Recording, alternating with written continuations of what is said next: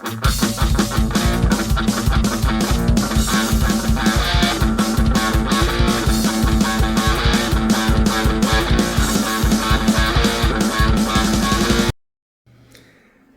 aí pessoal, sejam bem-vindos a mais um vídeo aqui do Super Acadêmico e hoje vamos continuar com nossa playlist aqui do livro do Crisóstomo, José Crisóstomo de Souza, O Avesso de Marx. Para quem não está acompanhando aí, esse é o episódio 4. Esse episódio 4, vamos ver hoje o capítulo que ele chama de Primeira Conversa, a essência no materialismo de Marx, certo? Antes de começar, não se esqueça de se inscrever no canal se você não está inscrito. Dê o like no vídeo, comente, compartilhe, coloque aí os comentários, perguntas, dúvidas, discordâncias, concordâncias. Coloque aí um comentário que ajuda a projetar o vídeo para o YouTube. E você também pode se tornar membro do canal, seja membro aí do canal e tem acesso a conteúdos exclusivos. E pode dar o like especial, que é o valeu, é uma gorjetinha aqui pro canal. E você pode ser um apoiador do canal através do Apoia-se, clicando aí no primeiro link que está na descrição. Você pode se tornar um apoiador direto do canal. E pode dar uma olhada, por favor, no meu livro mais recente, A Vingança de Vladimir, disponível no Clube de Autores, que é o segundo link que está na descrição. Tem uns textos lá apresentando o vídeo, e aí o segundo link é diretamente quando você pode dar uma olhada no livro e pedir o seu. Certo? Então vamos lá ao capítulo de hoje aqui do O Avesso de Marx. Bom, nessa primeira conversa, como o Crisóstomo fala, ele fala da essência no materialismo de Marx. Então, a proposta do capítulo é apresentar o que há de essencial no que é chamado materialismo. Então, essa noção de materialismo que o Marx ele aparentemente desenvolveu, segundo os pesquisadores da obra dele, da obra filosófica dele, ele desenvolveu assim, a partir da ligação dele, na tese de doutorado dele, com o chamado materialismo grego, lá com os atomistas, né? Esqueci o nome do atomista. Era um filósofo grego que deu origem à noção de átomo, né? A questão da matéria está toda composta por pequenas partículas. Né? O nome do filósofo é Demócrito, certo? Ele pesquisou Demócrito, né, os atomistas. E aí, bom, a proposta dessa noção de materialismo no Marx vem da conexão dele também com as teorias do Hegel, certo? Então, o Hegel, como foi um filósofo classificado por muitos por idealista, mas veja que a origem do materialismo de Marx vem também do Hegel.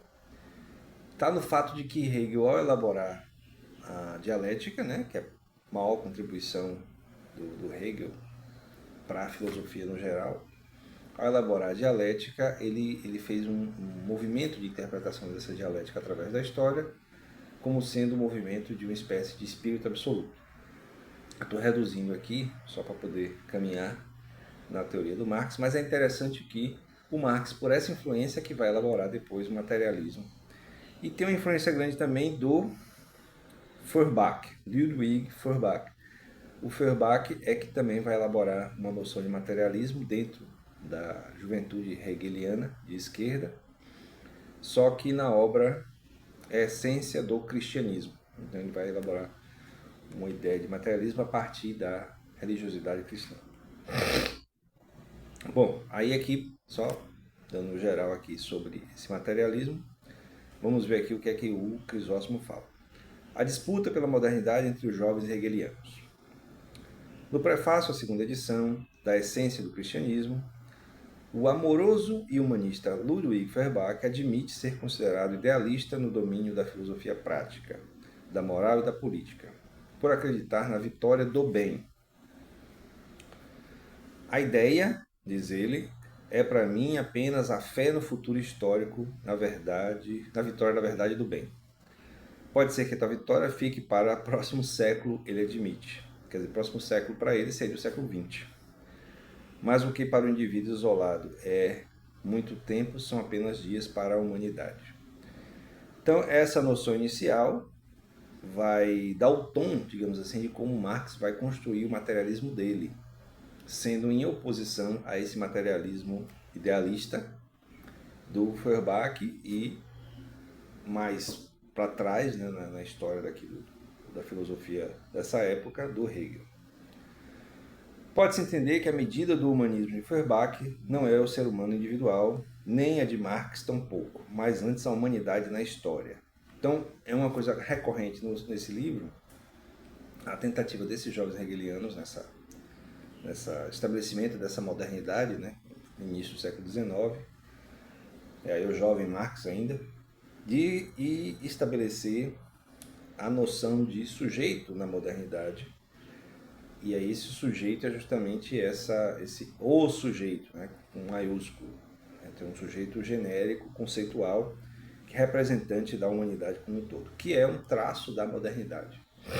Na nossa playlist do livro do Habermas, né, dê uma olhada aí se você já não viu, é o Discurso Filosófico da Modernidade, o Habermas insiste nessa noção de que na modernidade a questão do sujeito, né, a questão da subjetividade é recorrente nos autores, né, de Hegel até Sartre, até os filósofos mais atuais, assim, mais próximos do próprio Habermas, no segunda metade do século XX. Já que essa subjetividade, que hoje é muito interpretada como sendo uma espécie de individualidade, né, de singularidade, os pensadores dessa modernidade, né, a partir de Hegel, influenciados por Hegel, pensam o sujeito, a subjetividade, como sendo uma representação conceitual de todo o ser humano. Né?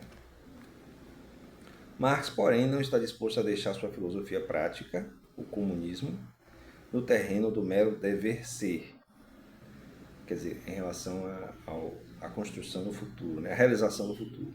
E para isso, logo entenderemos, vai criticar não apenas o idealismo de Feuerbach, mas também seu empirismo, ou, como Marx chama, seu materialismo estreito, seu apego ao corpóreo e ao sensível. Marx vai fazê-lo, mesmo depois de ter defendido o suposto materialismo de Feuerbach, retoricamente apenas, né? Como audaciosamente sensualista e amoralista. Bom, aí depois ele vai entrar numa outra polêmica em relação aos filósofos Bruno Bauer e Max Stirner, dois outros candidatos a arautos da modernidade, concorrentes de Feuerbach e de Marx, no campo da esquerda hegeliana. Então, desses todos, Marx, na verdade, era o mais novo, né, o mais recente. Se eu não me engano, o mais antigo, né, era o Feuerbach. Tanto Bruno Bauer quanto Max Stirner criticam Feuerbach antes de Marx, por seu suposto materialismo como indeciso e espiritualizado. Então veja que há uma contradição dessa construção do materialismo de Feuerbach por ser indeciso e espiritualizado. Muito por influência do próprio Hegel. Né? Marx prefere sugerir que suas críticas não passam de um ataque conservador, as críticas do Bauer e do Stirner, conservador e moralista, a um hedonismo quase libidinoso, e tratar de pintar o sensualismo feuerbachiano como se representasse e fosse o motivo da reação dos adversários, quer dizer, alegrias dos olhos e volúpias da carne. Quer dizer, veja que a obra do Feuerbach se chama A Essência do Cristianismo, e eles estão interpretando como sendo sensualista, né? Que é voltado para as sensações do corpo. Feuerbach e seus adeptos, como na ocasião Marx e Engels, ficam caracterizados como audaciosos indivíduos concupiscentes e libertinos. Quisera Marx, porém, que tais fossem as acusações a que Feuerbach estava sendo submetido. Bom, aqui vai falando sobre várias questões, né, dentro dessa temática aí, mas a ideia é assim, uma das maneiras que foi interpretada a modernidade por esses jovens hegelianos de esquerda é justamente essa ligação com essa conexão materialista com o corpo, daí ligado certamente com a individualidade. E havia, digamos assim, um discurso recorrente que ascendeu ao longo do século XIX que é fruto também do iluminismo, de libertação da mentalidade humana, dos medos, das coisas, das tendências obscurantistas do mundo medieval. Quer dizer, o moralismo cristão medieval é atacado como sendo negativo, né, como negando as sensações do corpo. E aí o Feuerbach e os seus seguidores apresentaram um materialismo de afirmação disso. A noção materialista de Marx vai ser depois influenciada, e daí vai construir realmente, e de certo modo superar a influência intelectual, né? Tanto que está aí até hoje. Marx todo mundo conhece, mesmo a Vulgata, enquanto que Feuerbach, Grünbaum, Marxistina, pouca gente conhece. O Crisóstomo, o professor Crisóstomo, é um especialista nesses caras. Então, para a grande Vulgata, esses outros pensadores hegelianos não existem, de certo modo. Né? Não tem uma referência comum, uma referência popular desses caras. Mas o Marx todo mundo já ouviu falar, conhece, alguma coisa. Conhece no sentido assim, já ouviu falar. Né? Marx, marxista, marxismo, algumas coisas assim. Até o termo materialismo dialético. Então, o Marx ele vai construir o seu materialismo depois dessa convivência com esses hegelianos de esquerda que estavam tentando afirmar esse materialismo sensualista, materialismo ligado à religião do Feuerbach, através da influência dos economistas, né, dos teóricos economistas ingleses, especialmente o David Ricardo. O problema para Marx, então, não é simplesmente que o humanismo naturalista comunitário de Feuerbach envolva uma compreensão estática do mundo, mas é que, a partir de sua concepção empirista estreita, quer dizer, limitada, não chega a fazer, nos termos comunistas coletivos que Marx propõe, crítica efetiva das condições de vida existentes, enquanto históricas. Então, essa era uma crítica. Então, se volta muito para o indivíduo, você perde a visão, né, o escopo de uma coletividade com condições materiais, né, condições de vida bastante visíveis, né? O dia a dia, certo? Aquela coisa do dia a dia. Então, aí, de certo modo, reflete um pouco uma certa disputa intelectual e acadêmica entre o que vai mais pesando para o indivíduo e o que vai mais pesando para o social, o coletivo, né? Então, sei lá, se eu vivo nas mesmas condições materiais de que a minha coletividade, mas por alguma razão eu consigo, sei lá, superar as dificuldades mentalmente, digamos assim, e consigo ficar mais satisfeito, mais feliz e tal. Isso não quer dizer que eu não deva lutar pela melhoria das condições materiais da coletividade, para que outros possam, talvez, alcançar esse nível. Então, como o século XIX, nessa linha de pensamento aqui da modernidade, de influência hegeliana de esquerda, né? Hoje o Marx é o representante maior, né? O representante mais influente, foi por esse lado, né? Da busca de uma coletividade ou de uma humanidade mais realizada no sentido material. Outras em pensamento que ascenderam muito mais no século XX foram para esse caminho da individualidade que se realiza no nível mais individual, né? No nível mais individual, para não usar o termo subjetivo, para não ter o duplo sentido aqui do subjetivo. Porque o indivíduo, ele como representante da coletividade, ele não está deslocado, por mais que ele sinta né, singularmente, individualmente diferente. E aí essa é a crítica de Marx, né, a esse materialismo ou empirismo estreito, como dizer, de Feuerbach. Bom, aí o Crisóstomo traz várias elaborações da disputa intelectual entre o Marx e o Bauer e o Stirner sobre como criticar, né, corretamente, digamos assim, o Feuerbach. Aí, deixa eu ver aqui. O materialismo parcial estreito Feuerbach, tanto quanto seu idealismo moral e seu amoroso altruísmo, não serve adequadamente.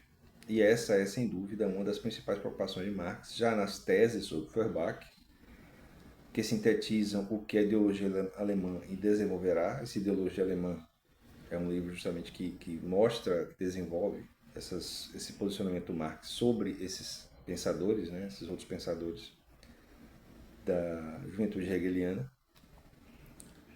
mas também o Manifesto Comunista. E mesmo ao final, de modo mais acabado, embora menos explícito, no Capital. Bom, aí vai falar dessas obras um pouco, sobre como aparece aí essa crítica a Feuerbach. Então,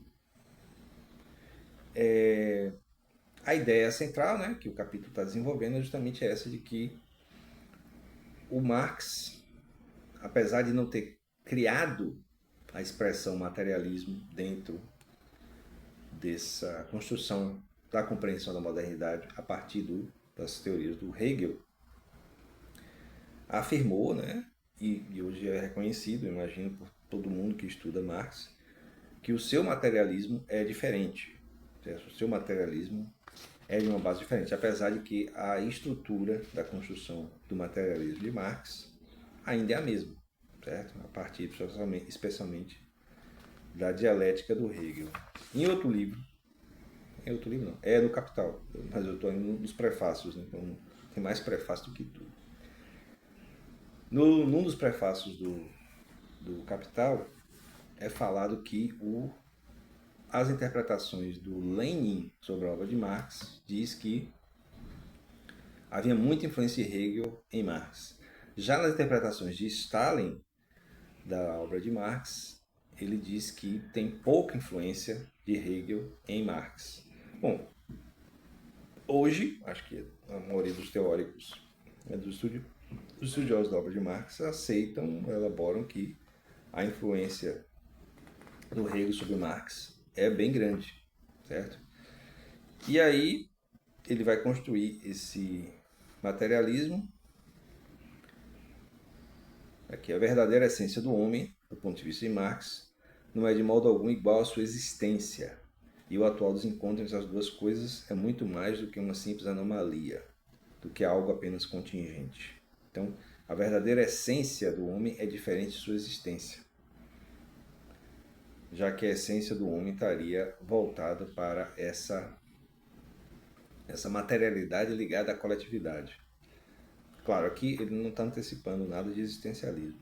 Ele só está dizendo que se uma pessoa tem uma existência, sei lá, mais rica e feliz, ou mais pobre e feliz, ou mais rica e infeliz, ou mais pobre e infeliz, não quer dizer que reflita a essência da pessoa, né, do ser humano, da humanidade, como sendo voltado para uma construção material, né, de uma coletividade capaz de se sustentar sem a exploração de uns aos outros.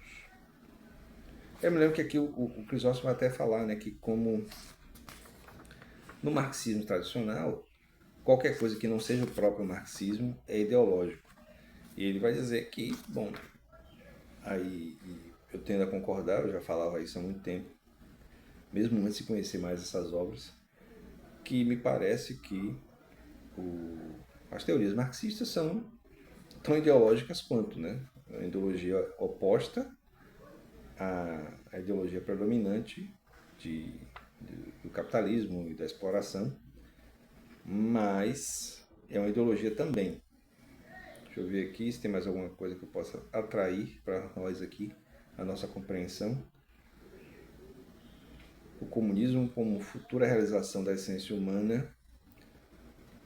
Então, aqui, de certo modo, dá para tirar esse último item aqui, que o Marx, por mais que fosse um crítico do Feuerbach com essa coisa mais mais altruísta, né? mais quase mística, né? Da relação, da realização individual, sensualista, né? Voltada para os prazeres do corpo e tal, ligado à materialidade humana, à materialidade econômica, né? Do acesso aos bens e tal. Ele, de certo modo, vai dizer, né, que a projeção para o futuro dessa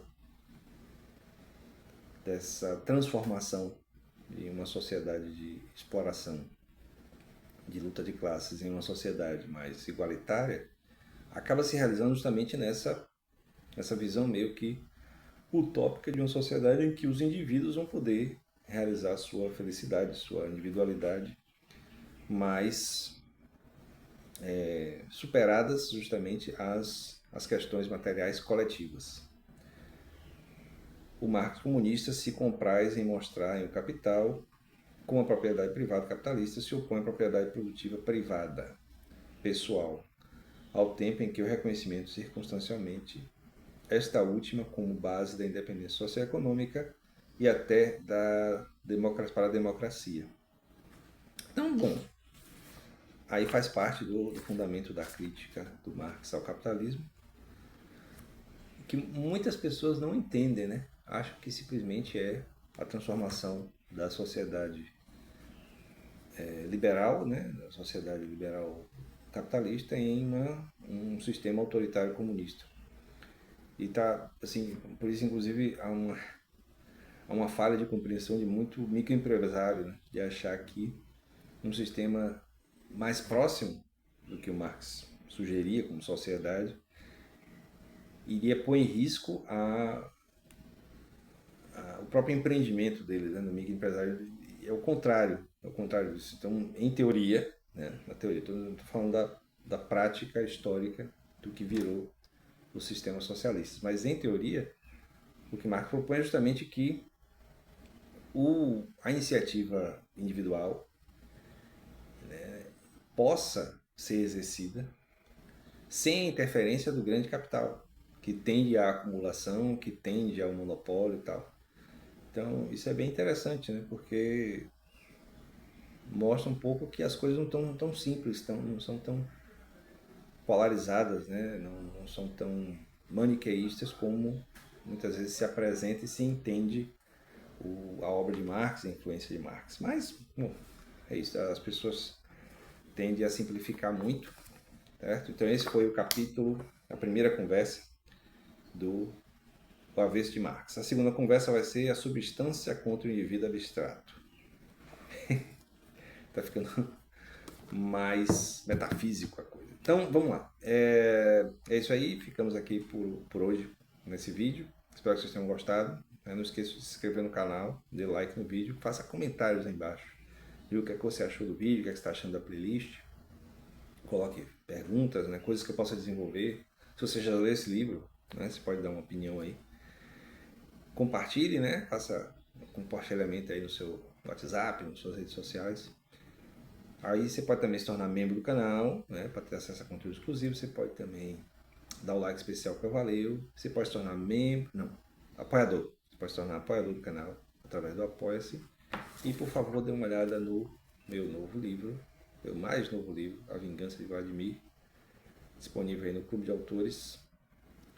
Tem aqui no canal uma live, de lançamento. Aí você pode ver também um pouquinho mais sobre o que trata o livro. E lá no Clube de Autores, que é o segundo link da descrição, e pedir o seu. Até o próximo vídeo. Valeu!